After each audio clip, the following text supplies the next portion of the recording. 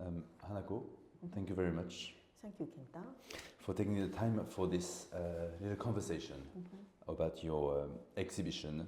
This exhibition is the last part, the third exhibition of a cycle of exhibitions that we've dedicated at the gallery from September to December to one motif, one topic, which is artist gardens. The title of this cycle is Avant Gardens, which is nicely the reference to Ian Hamilton Finlay. And so the other two artists who are part of this cycle were David Horwitz and Daniel Blaufuchs. And third exhibition is you, because the three of you share this wonderful component is that the three of you have gardens. David has a garden in Los Angeles, Daniel Blaufuchs has a garden near Lisbon in Portugal, and you have a garden outside of Paris. So the title for your exhibition comes from a quotation, a sentence by a German physicist who wrote this at the beginning of the 1840s. He wrote this beautiful sentence, when two bodies are sufficiently near, they reflect their own images onto each other. And so the title of your exhibition is Sufficiently Near. Would you like to tell us the link, the starting point from your exhibition and this new body of work related to this sentence and the author of the sentence, the German physicist Ludwig Moser? Yes, so the starting point was when I spent 1 year of art teaching residency in the United States in 2018. So I spent 6 months in Los Angeles at the Getty Center, and then I spent 6 months in New York for the Eastman House in Rochester. So I spent much time to have a deep dive into the very early processes of photography during the invention of this medium. And so then I encountered this phrase that you quoted, and actually this physicist was trying to investigate into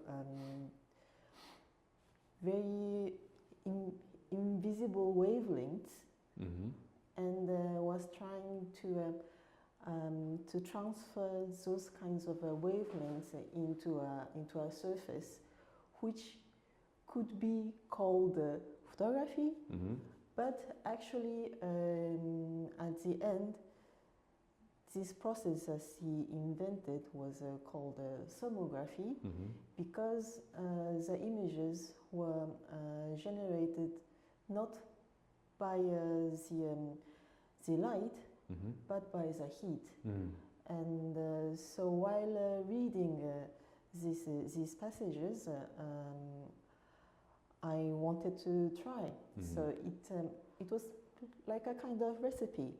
So I wanted to try this, and when I tried, it appeared like a very flamboyant image of a very colorful trace of the objects that I put onto that surface, and that's what you see in this exhibition.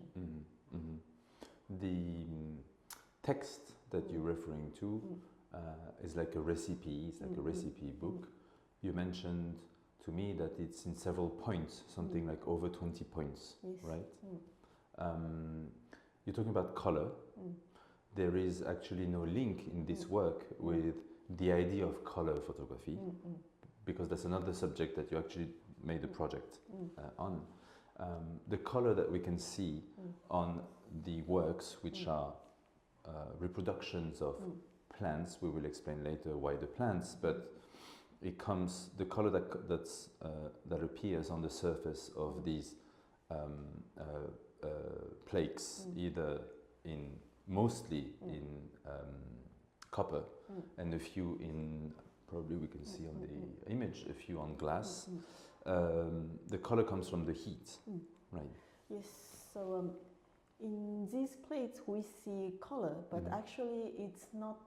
Maybe we cannot really refer to color photography Mhm. because it's not the color of the object itself, but it results from the difference of heat conductivity.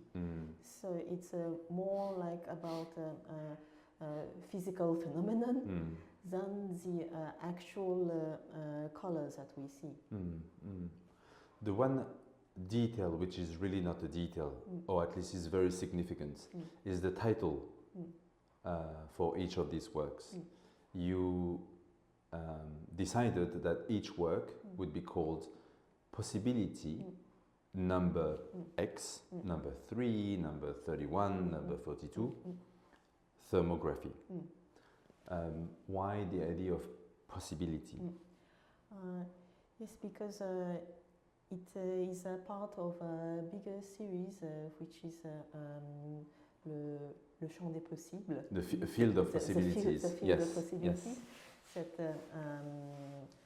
that I started during that residency in the States, because at one point I figured out that when we talk about the invention of photography, actually it's not one invention, but several different inventions at the same time, and also there were many different ideas that popped out in a very short time of period, and some of them survived, being industrialized later, but there are many more possibilities that were not continued later, and what interests me is more about those possibilities that were forgotten after. You often refer to this expression that you use, the unexploited scenarios or possible scenarios of the history, in the history of photography. So in that sense, each project in this series of works is considered a possibility. It could have become, this could have been the form of photography. It's not. In this case, we actually should not call it photography because it's not about photo, it's not about the light. There's no action of the light, it's the action of heat, so thermography. 2 years ago, you had an exhibition here at the gallery in the same space, and you actually, which is sort of the beginning of this exhibition, you had one work which was called Field of Possibilities. Would you like to describe it maybe, so that it gives a larger scope of the research? Yeah, of course. So in that installation I had maybe 12 or 13 plates that each of them I made after some recipes of that period, like the very first ones can be the Heliography by Niepce. It's or other ones that are from Talbot, which is called the iotype, which is basically like a photogram on iodide surface. So it's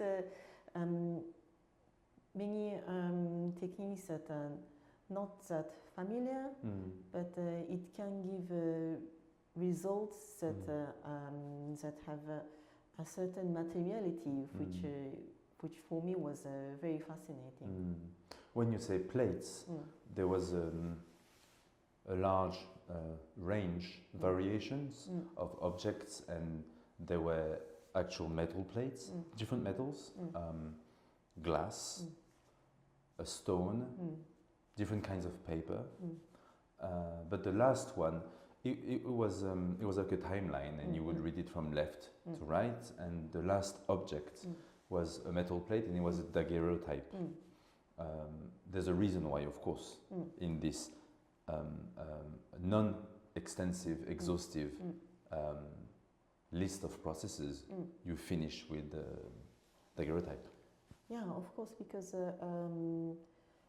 yeah, when we think about the beginning of photography, we often refer to the daguerreotype in 1839, but actually it is a beginning of the commercialization, but it also means that the commercialization means also that it's the end of a kind of a dreamy moment, because before that, people were not even very sure that that it was possible. So it was like more like a El Dorado. So with the invention of daguerreotype, that marked the end of the dreamy moment. Yes. Yeah. You said beginning. You often use the word premises, as if it's the beginning of the beginning, or there's the moment before it actually starts. Because when you think of that history, you said that the daguerreotype was commercially viable, which sort of meant that the other ones means that the other ones were not. For instance, in this case, the thermography, maybe it's important to mention that even though we have a text by Ludwig Moser, who actually described some of the tries that he made, we don't have, seems like as of today, there's not a single object that he produced that survived. So we had many visitors during this exhibition, and people from also all around the world, especially because it was during Paris Photo, the fair, and people from museums from different parts of the world. They were fascinated because first they became aware of, for most of them, a process that they had not sort of identified. And it's true that these objects, there is something about the historicity of them, or as if they looked like straight back from history, straight back from mid-19th century. Straight into a gallery with white walls. How do you produce them, actually? How do you make these objects? So I was very fidèle to the text, and so I take a plate. In this case, it's a copper plate, and I choose an object to put on it, and after I have one glass plate so that it doesn't move, and after you put heat on it, and then you can have the transfer of the object into the surface. So it's a bit dangerous. Kind of. So there's a reason why you couldn't win that race, right? And be commercially viable. I mean, thinking of mass production, I remember because over the years I've seen some of the first tries, and then you kept making them. And when you said that Ludwig Moser text is like a recipe, it's like a recipe book. Well, it's actually like in food. There's a recipe, and then you can read the recipe, but then you have to make it. And of course you have to read between the lines, because you can't write everything on it. So I think it took you quite a lot of time to understand what were the temperature level that you needed to reach. And there was a temperature range, right? That is also depends on the conditions of the experience, of the experiment. In Moser's text, he mentioned that he used two kinds of metal plates, but the object, the actual object that he reproduced, putting it in contact or sufficiently near the plate, was coin. But you did not use coins, of course. Yeah, so for my first experiments, I took coins as suggested. So, so he says, so when you put a coin, you can you can have the trace of the inscriptions on the coin and the profile where if there's a profile and yeah, it was interesting, but I was asking myself, is it interesting enough to put it on an exhibition? Yes. Maybe it was a maybe I have to push my ideas further. So at one moment I turned myself towards plants that you can see here, and which is more related to the origin of photography, because at one time I was thinking about Jean-Jacques Rousseau, the French thinker, who was very passionate about what we call some herbier. Collecting plants, yeah. So it albums of plants. Yeah. So he's from that period when it was way before the invention of photography, but the reason why he liked to do this is because picking some plants or leaves or flowers was in a way to mark a moment in his life, and so to have a whole book, an herbier with some collection of leaves, it was in some kind of album for him. So so it's some plants, but it's like a precursor of photography. So I thought, like, maybe I can. Because he basically wrote that when you go for a walk, maybe by yourself or maybe with a friend, or you collect plants and then you assemble them and you keep them in a book and you make it into an album. And each plant would remind you of the time that you picked it, maybe with somebody, and the place.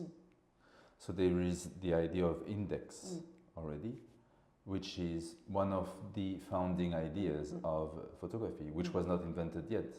So, right, it's in that sense that you mean. Yeah, so the idea is there. So that's why I wanted to put plants than coins. A little surprise for the visitors in this exhibition was that, or is that, even though most of the plants that we see reproduced on these objects beautifully with all kinds of colors that come from the temperature and the heat coming off during the experience, a few plants come from different gardens. You went to pick plants in David Horvitz's garden in Los Angeles. You also got plants from Daniel Blaufuch's garden. And so you decided to include them in this exhibition, which is sort of the conclusion of this cycle dedicated to artist gardens. Yeah, in a way, it really reflects the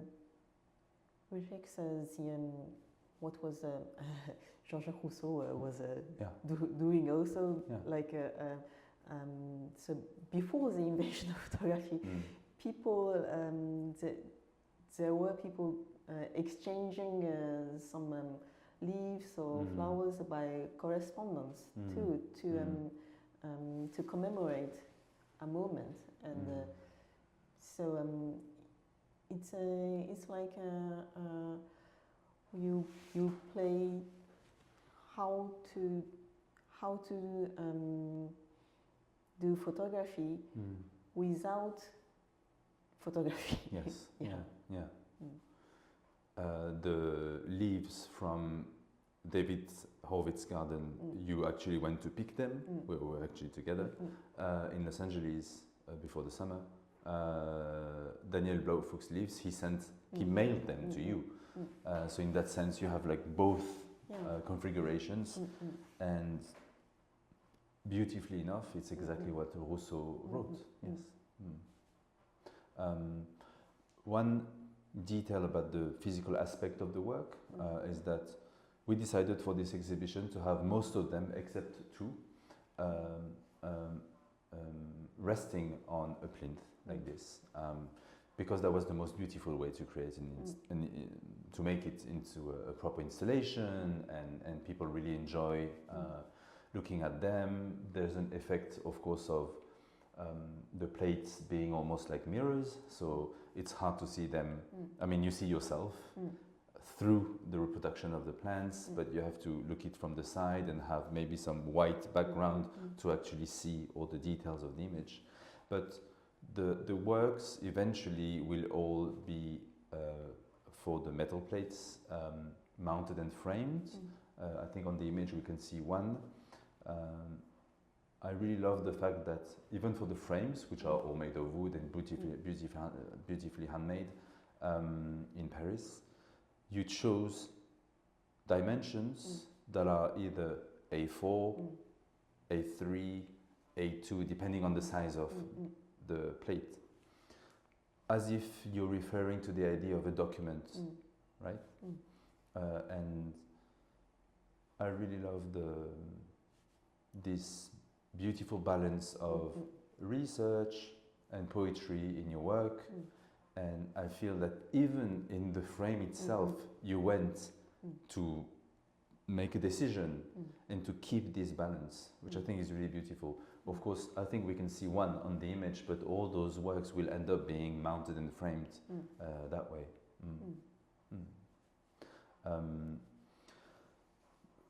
There is another very long discussion that we've had for quite a long time, and I know that this is a question that you work on, and maybe we can say a few words about it because I think it's fascinating. So we just said that these works are called thermography. Thermography and not photography, so we should not call them photography. It's not about light, it's about heat. You have produced, created many works based on words instead of images. When you mentioned all the processes, you mentioned heliography, physototype, daguerreotype, iotype. You often said that inventing a process actually meant inventing an idea, also almost like a conception of what photography is, and maybe even a conception of the world. Because you speak several languages, we had that discussion about what are the words used in different languages to mention photography, to say photography. You're Japanese, I also speak Japanese. In Japanese there is a completely different word, it's called shashin. It's a very different approach to what we call photography. Photography is still quite a technical description, writing with light or the imprint of light. What does shashin mean in Japanese? Which is a word that we often hear in the world of photography because Japanese photography, Japan is a territory for photography. There are some very well-known, famous Japanese photographers. Yeah, so I'm doing this research right now about this word, and in many countries, word photography is phonetically imported in different ways, and in Japan, in one period, it would have been the case to phonetically translate photography into photography, which is kind of cute. But so there were several different words which could have become the translated word, but the one which was retained was shashin, which means the copy of the truth. But it was not are words that were invented at that moment. It already existed to depict